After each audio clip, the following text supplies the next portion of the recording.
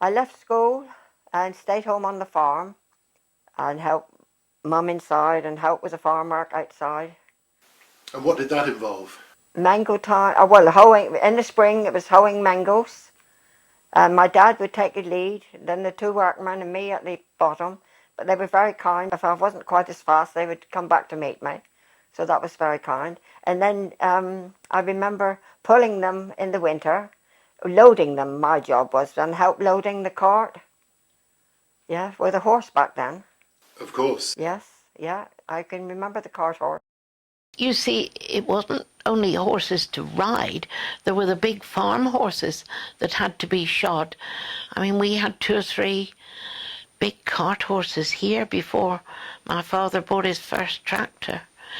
And everything was done with the horses. And this would be my grandfather with sheaves of corn, bringing the corn. You can just see the stooks there.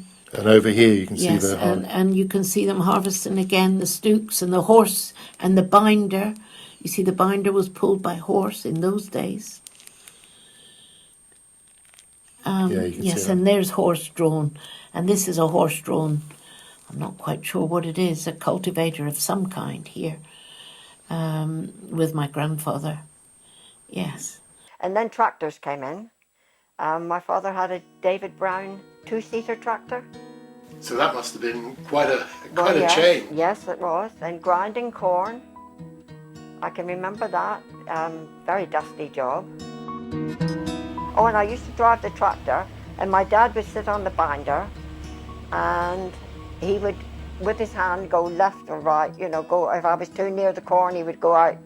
So I would keep looking behind, but it was okay. We didn't come to any grief. So yes, I remember driving the tractor. And at what age were you then?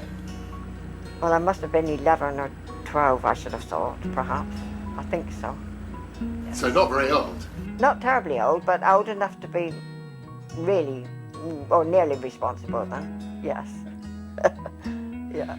And that was a really physical work, wasn't it? Because the sheaves then all had to be put on a trailer and brought Well, in. yes, no, they were stacked in the field and left for a week to sort of semi-ripen on their own. And then they were stacked on the trailers and taken into the ricks. And if they were outside, they were thatched. We had a huge community always when it was threshing days. The corn was cut with a binder into sheaves. The sheaves were stooked up with 6 or 8 in a stook and left to dry out.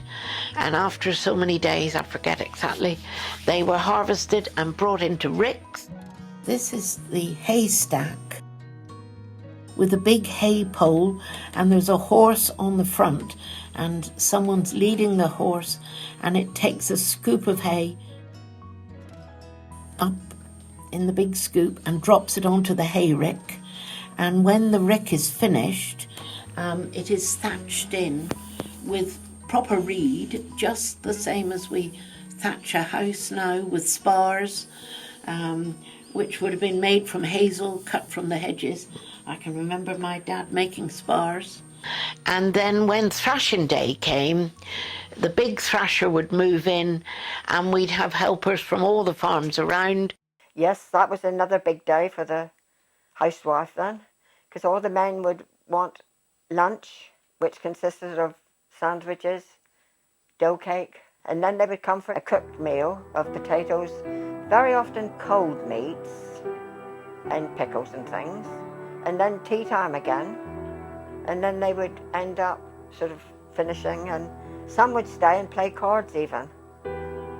Oh no, I can remember that once or twice, and then I suppose I was packed off to bed or whatever. And the cider would come out. Well, I imagine that flowed all the day. I don't know. I can't remember. I didn't have any, right? And then when they had thrashing days, my father would send, if there was 1 man came from that farm, he'd send 1. If there was 2, 2 would go back. And this is how the farming community were able to do and manage those big, busy days. But as life went on, we didn't need the threshers because we had the combine harvester. And my father again, I think he was one of the early ones to have a combine around this area, and it was one that bagged off the corn. The straw went out the back, but the grain was gathered in sacks, and you know, you had to go around and lift the sacks.